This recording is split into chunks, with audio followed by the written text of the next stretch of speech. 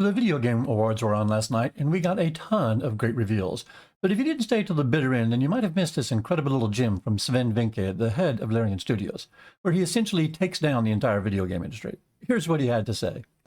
Studio made their game because they wanted to make a game that they wanted to play themselves. They created it because it hadn't been created before. They didn't make it to increase market share. They didn't make it to serve as a brand. They didn't have to meet arbitrary sales targets or fear being laid off if they didn't meet those targets. And furthermore, the people in charge forbade them from cramming the game with anything whose only purpose was to increase revenue and didn't serve the game design. They didn't treat their developers like numbers on a spreadsheet.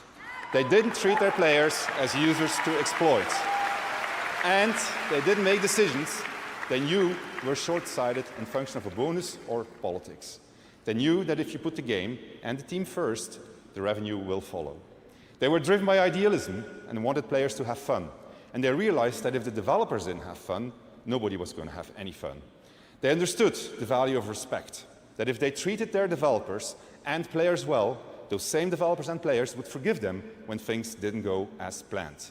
But above all, they cared about their game because they loved games. Hell yeah. Listen, while 2024 has been a great year for games, it has been a rough time for the game industry.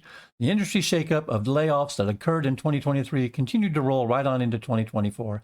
And I can tell you from personal experience, it has never been harder to get funding for a game than it is right now. So when the studio head of a fantastically successful game calls out the predatory practices of developers and publishers alike, it is a good thing. Because let me tell you, the only way things are going to change in our industry is when people who have earned big enough hammers to swing start swinging them.